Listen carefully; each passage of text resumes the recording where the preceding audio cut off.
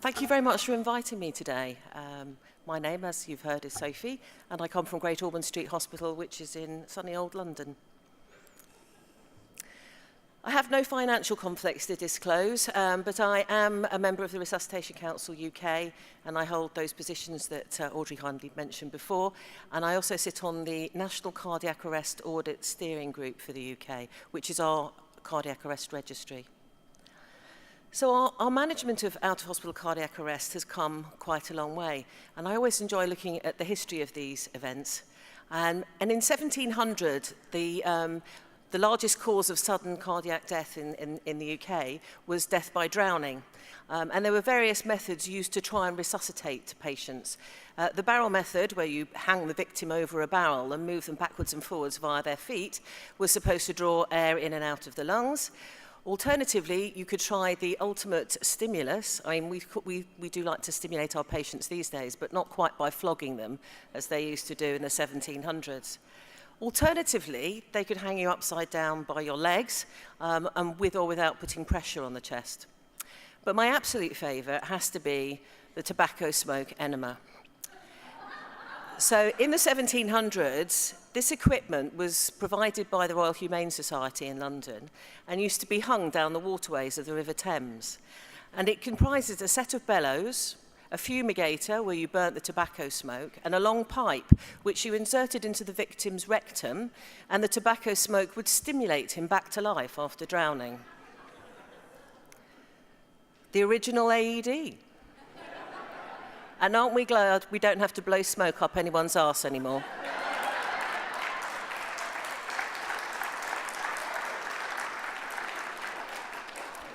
But despite science having markedly improved our techniques for CPR, survival figures haven't really been that great over the last 20 years, and they're also very variable, as our other speakers have pointed out, from country to country and region to region. I put this together. The blue bars are really from American data, from the ROC Epistry or the Get With The Guidelines Registry, and the red bars are from our National Cardiac Arrest Audit. This is the paper that we were talking about earlier from JAMA, from Nicol in 2008, and this highlighted from the ROC Epistry the difference in survival depending on what region in the States you were from. This was a conglomeration of 10 North American sites and 2 Canadian sites. This is from the UK, and this is survival rates. The black bars are the ROSC rate, the ROSC rates. The white bars are the survival rates for different ambulance trusts in the UK. And the green line shows the number of arrests per Category A call. Our Category A calls are our 999 calls. And you can see there's a huge disparity between regions, and yet they're doing the same thing, and they're using the same protocols.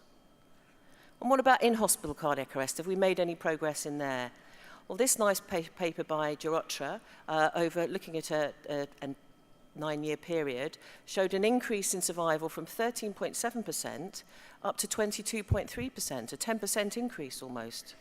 And if we look at more recent figure, again, the blue bars represent US data and the red bars represent data from the UK.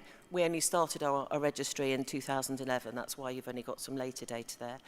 But that shows that we have increased survival from in-hospital cardiac arrest, this is for adults, by at least 10%. Now, I am a paediatrician, so I have to talk about children. And this is the survival to hospital discharge for paediatric in-hospital cardiac arrest. And I'm just pointing out, that's when I became a consultant. Not that that means anything, but I'm just saying. So, out of hospital cardiac arrest, the patients are usually arresting from a cardiac cause, 60 to 80%. And it's the complete opposite for in-hospital cardiac arrest. That's 20%.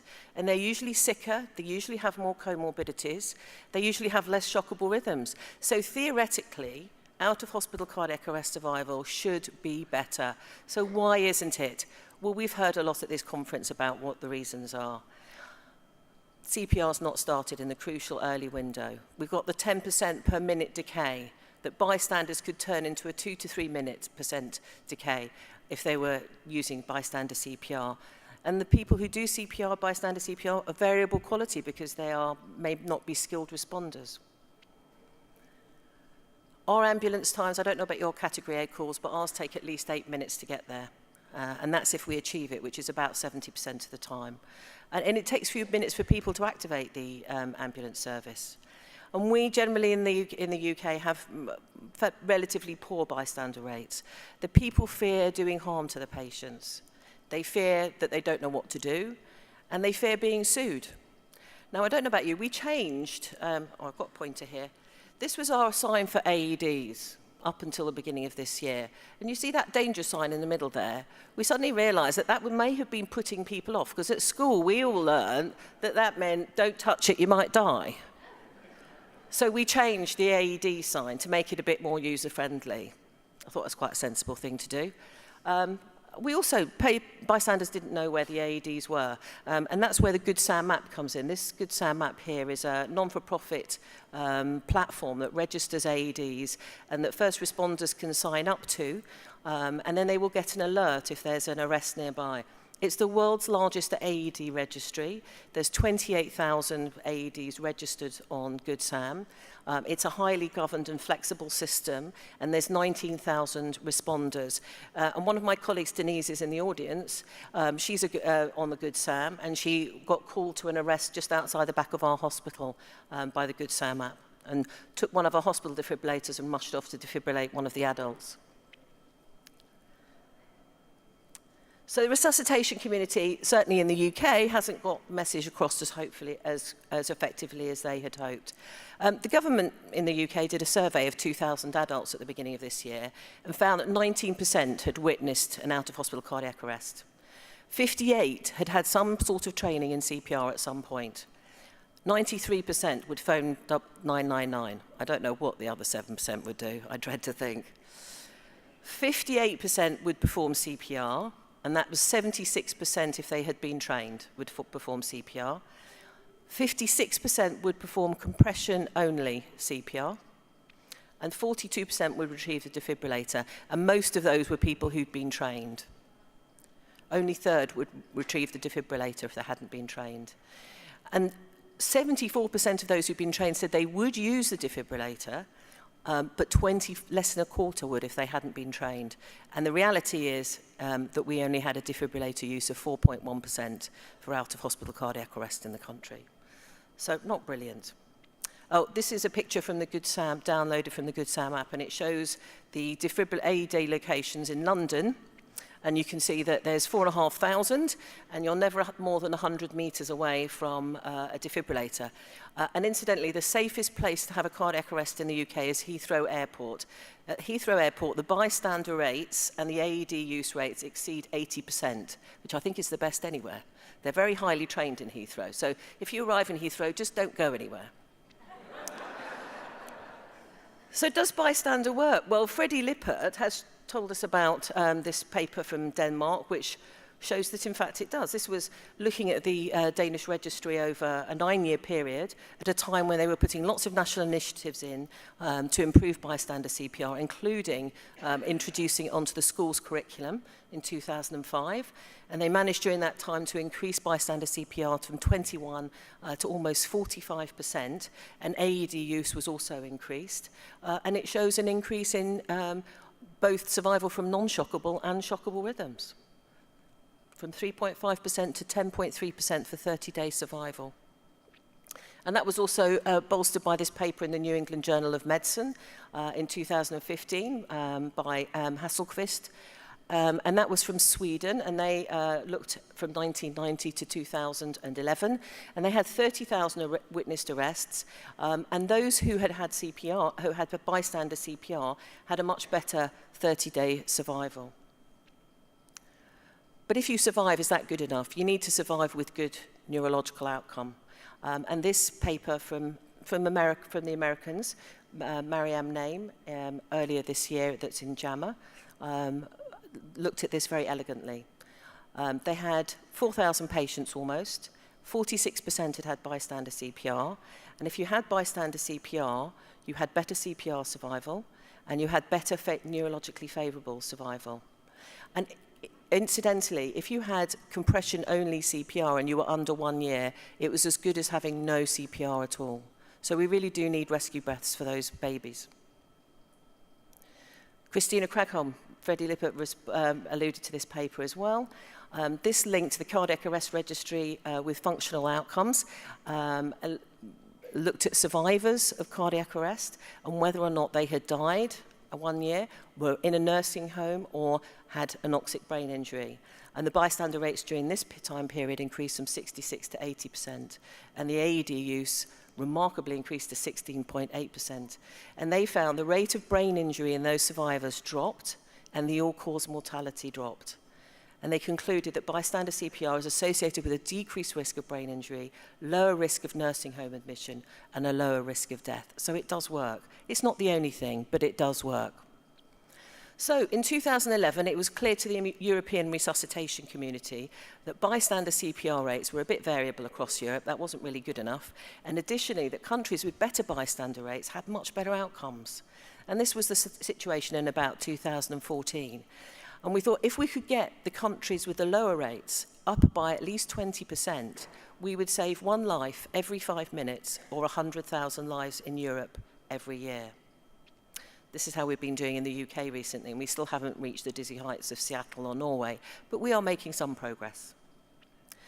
So the European Resuscitation Council, their mission is to preserve human life by making high-quality resuscitation available to everybody. It comprises 33 countries, some of whom you might not expect to be in Europe, and it's a very diverse group. But the president in 2011, Marios Georgiou from Cyprus, petitioned the European Parliament in Strasbourg and asked the Commission to adopt legislation so that there could be common programs for implementing AEDs in public places and for the training of people in CPR. And on June 14th, 2012, this was adopted in Strasbourg by the European Parliament. So there was to be a common program for implementing AEDs in public places. There was to be a cardiac arrest awareness week. There was to be implementing national strategies so that everybody can have access to high-quality CPR. And they were to each member state was to enact legislation so that people who did bystander CPR would be immune from prosecution. So, on the 16th of October 2013, it was the first event. The theme was Children Saves Lives, and several countries hosted a Restart a Heart Day. And the theme was targeting children, as I said. In Germany, a 16-year-old called Kier managed to resuscitate a 12-year-old boy called Nick for 10 minutes waiting for an ambulance. And together, the two of them managed to teach the European Health Minister, Tonio Borg, to do resuscitation on that first Restart a Heart Day. In Malta, they took over the National Sports Complex. They had every child between 14 and 17 years old come to the sports complex with all the politicians from Malta, and they all learned how to do CPR together. So what about the UK? Well, the UK Resuscitation Council distributed Lifesaver, which is an interactive CPR learning app, and it was also at the time lobbying really hard for CPR to be on the curriculum for children in secondary schools. There were also events held at the European Parliament. We noticed in the UK that the coordination in each country was taking a bit of time. And there were pockets of really great success, but there was nobody coordinating it. So in 2015, Andy Lockie, who was the treasurer of Resuscitation Council UK, decided that we really had to get our act together and to promote it. So he door-stopped the local CEO's ambulance meeting. So this was the CEO of every ambulance trust in the UK. We're having a big meeting in Oxford. And he went in and he said, no, we want you all to sign up to this. We want a coordinated effort. We're going to measure the number of people that we train, and we're going to get lots of partners on board so we have a really huge reach. And they managed to get on board the British Heart Foundation, St John's Ambulance, the British Red Cross, and Yorkshire Ambulance Trust. But as I said, every ambulance pledged to take part in this initiative. So I heard about this and I said to my colleagues who are sitting in the audience, Alicia and Denise, well, we must do something. We're the biggest children's hospital in the UK. We need to be leading the way. We need to show the way. So we rang round the local schools, invited the children through the headmasters. We invited all the children of staff. I got past patient reps from PICU to bring their families. We liaised with our charity and press office liaison, and if you know anything about Great Ormond Street, you'll know that the charity is quite effective. We invited a young survivor of cardiac arrest. He's there, that's Sam Mangoro, and he was there to motivate the children and to show them why it was important that they did these things. And we had a massive ready availability of EPALS instructors. We run more EPALS courses at Great Ormond Street than anywhere else in the UK. So we have a great network of instructors, so that was really useful. We standardised the training that was going to be given. We did do AEDs, we included rescue breaths, and we included the recovery position. We had the Lifesaver app playing on monitors around the room, obviously bribing the children with goodie bags, stickers, presents, free food for everybody who turned up, and we had representatives of the Resuscitation UK Council team there. In fact, they made it their flagship event in the UK. It was televised on London Tonight. And this is how we got on.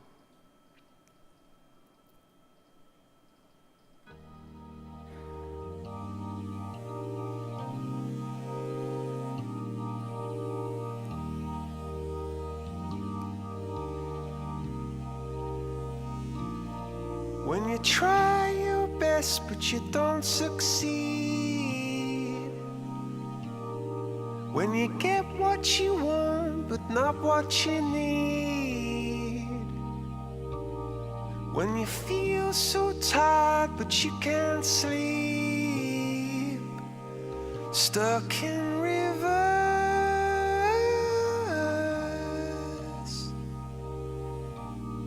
and the tears come streaming down your face, when you lose something you can't replace,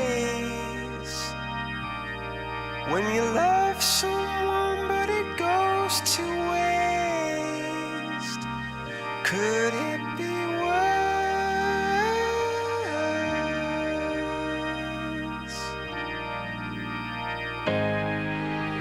Lights will guide you home and ignite your bones, and I will try to fix you.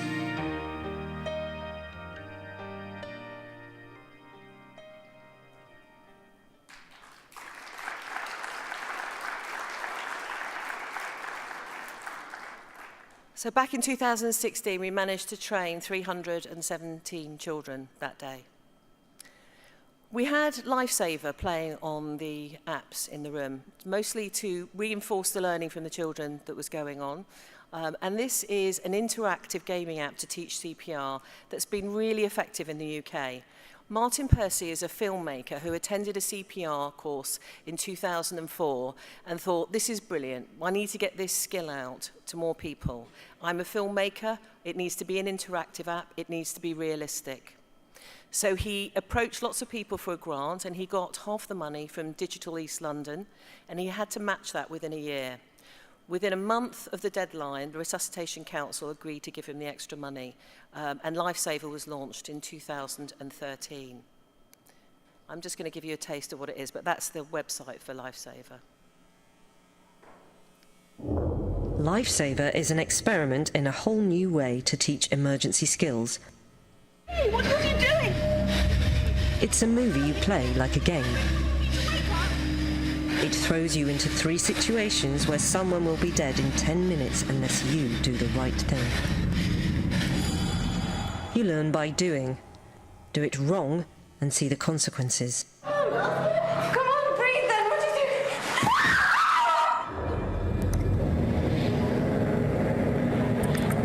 do? Call for an ambulance.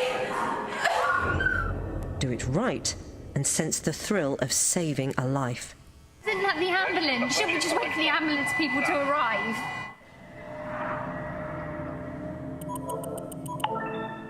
Deliver a shot, now.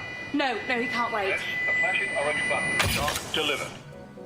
In reality, people who played Lifesaver have saved lives. Here's one example. My wife showed me the Lifesaver app at home one evening, and then, literally 2 days later, I was on a lunchtime run along Victoria Embankment in London, and I saw that a jogger had collapsed in front of me. He'd had a cardiac arrest. I knew what to do, and I had the confidence to do it because of the Lifesaver app. The man was in hospital for several weeks, but he survived. Lifesaver has won many awards.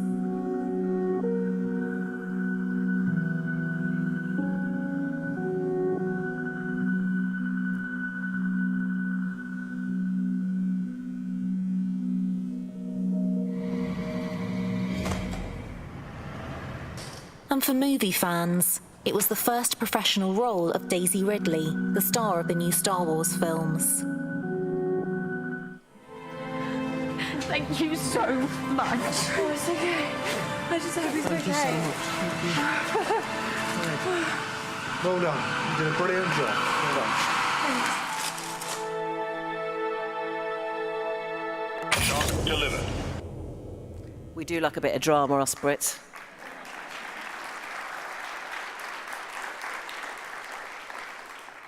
So, when we started out, we aimed to train more than 100,000 young people in 2016.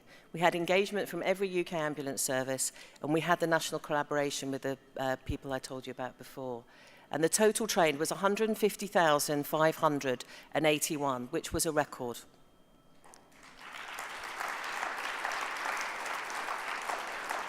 I can't take credit for it all. I think. So Restart a Heart Day 2017. We wanted to go bigger and better. We wanted to beat the 2016 totals.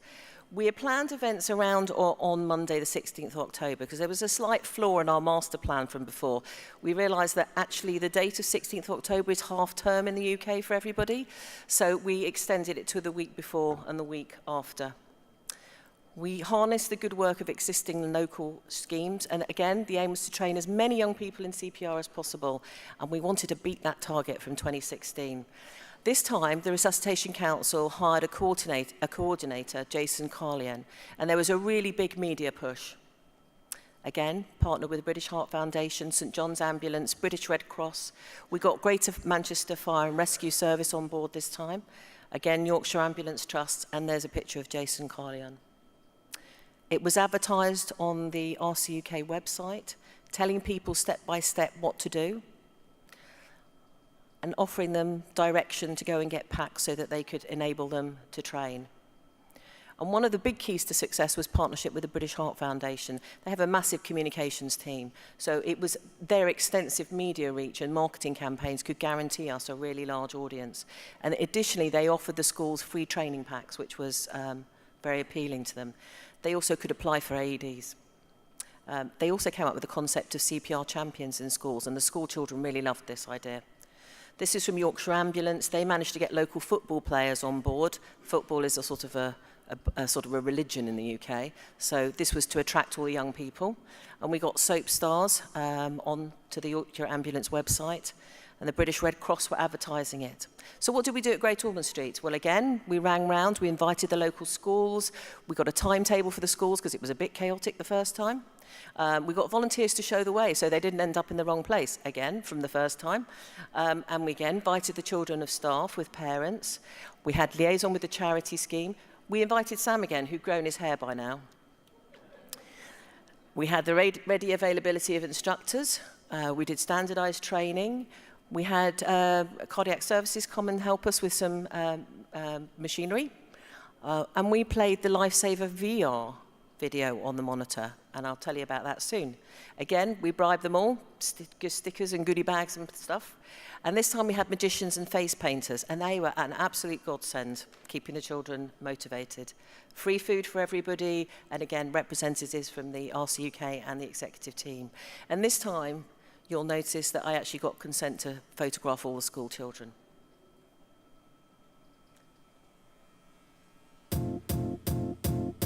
It might seem crazy what I'm about to say. Sunshine, she's here, you can take a break. I'm a hot air balloon that could go to space.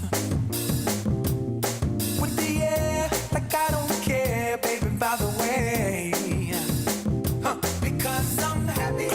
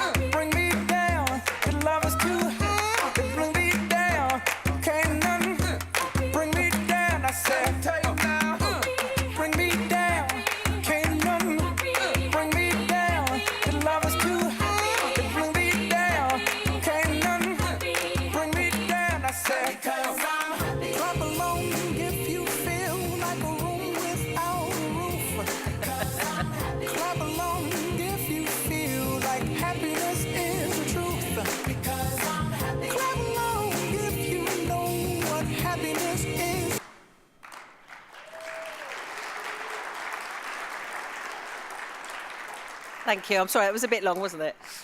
Anyway, we upped the total by 13% to 358 on the 16th of October at Great Ormond Street.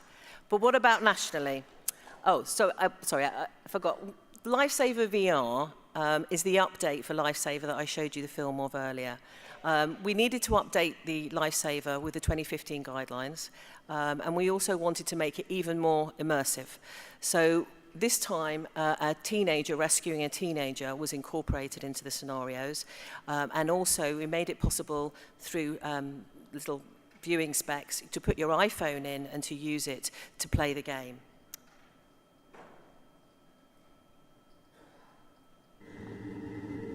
Lifesaver VR is an interactive VR film for teenagers, where you have to save someone's life by making smart choices and doing CPR. I think having it in VR makes a difference because you feel much more like you're in the situation and like it depends on you rather than just being told or watching it on TV. At the start of Lifesaver VR, a group of friends are relaxing when one of them, Harry, collapses with a cardiac arrest. He will be dead in 10 minutes unless you do the right thing. Guys? What would you do? Run to help Harry now, or check for danger first? Watch out for the glass! You interactively control the actions of Harry's friend Louise as she tries to save him. The film experiments with different forms of VR. Harry? This first half is shot like a regular film, Can you hear me? but you watch it in VR cinema mode on your headset. Call an ambulance! The phone's in there. No, he's just as mobile. What? You make choices by turning your head to put a red circle over the option that you think is right. Exactly. He might choke. In the second half of the film, you have to make more choices and do CPR. For this, we go into full 360 video. You have to push down hard 2 times a second. Your headset senses your movements and gives you feedback. Doing it in VR, I felt like I was doing it myself, whereas in a video, somebody else is doing it. There was one point when I thought there was no hope, so I thought I was gonna cry. No, I have to do it! Shock delivered. If you make the wrong decisions or your CPR speed is bad, Come on, Harry. then Harry will die. He's breathing normally, he's waking up! But if you do the right thing, you'll sense the thrill of saving a life. Lifesaver VR uses virtual reality to put teenagers into the world of a film and change that world. And it gives them the skills to save others in real life. You did it! Now I feel like I have enough confidence to go over and do something. When you do it yourself, you become really, really happy because you just saved that person's life. Shock delivered. I urge you to try and play it because it's very realistic. So it's all very well talking about these apps and these interactive games, but do they actually help the learning of our children? Well, published in Resuscitation earlier this year is a paper by Joyce Young and Andy Lockie looking at Lifesaver. And they taught children from 3 UK schools, 81 students, and they put them into 3 groups. One that learnt via the Lifesaver only, one that learnt with face-to-face training only, and one that learnt with a combination of both two. The primary outcome looked at the chest compression rate and depth, and the secondary outcomes were the chest compression fraction and CPR performance at immediately and 3 and 6 months. So what were the results? Well, for the primary outcome, the face-to-face training was superior, but by 3 and 6 months, there was no difference between the 3 groups. And for the secondary outcome, all 3 groups achieved a chest compression fraction of more than 60%. And the combined group, the Lifesaver plus the face-to-face, was superior at 3 and 6 months for all the CPR skills combined. This really gives us evidence that these sorts of training skills can either help reach people where we can't train them, or can reinforce the training, the face-to-face training that we do, or keep their skills up. So I think this is very encouraging. We harnessed social media on this year, on 2017. All the partners involved agreed to use hashtag Restart a Heart Day. And we managed to have 198 posts across Twitter and Facebook, etc. And they had a social reach of 350,000 almost from a thunderclap that morning. And our total social media reach that day was over 1 million. There's David Ginola. I don't know if anyone knows him. He's a sort of famous footballer in the UK. He's actually French, but he's been in the UK a long time. And he had a cardiac arrest last year and was resuscitated by one of his old teammates. And he joined into our efforts. So what were the results? The total for ambulance trusts in 2016 was 117,000. And in 2017, it went up to 145,000. And there's a special mention to the North West and West Midlands who trained over 30,000. And the Isle of Wight, who joined in for the first time ever down there, managed to train 428. And Northern Ireland, remarkably, trained 600. And this was despite the fact that on October the 16th, there was a hurricane called Hurricane Esmeralda that went across Ireland and shut all the schools that day. But they managed to still train 600 children, which was remarkable. Training provided separately to the Ambulance Trust was 35,000, and additional numbers also came from the 50th anniversary of the Royal College of Emergency Medicine in the UK. So what total did we reach? We reached a grand total of 195,623, which is a record.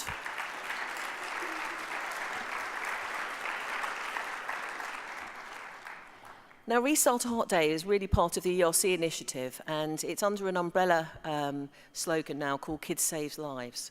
And this initiative also hopes to ensure that teaching children CPR is on the curriculum of every school child in Europe. And Denmark and Sweden are shining beacons of what can be achieved with this strategy. Italy and Germany are also on board and teach their children. Unfortunately, in the UK, we have a bit of a lag problem, which I put down to Brexit. I don't know if you know about Brexit, but it seems to stop our politicians doing anything else. So what now? Well, plans are already commencing for Restart a Heart Day, but this time, with the help of ILCOR, it will be a World Restart a Heart Day. And let's teach even more people to save lives. Thank you very much for your time.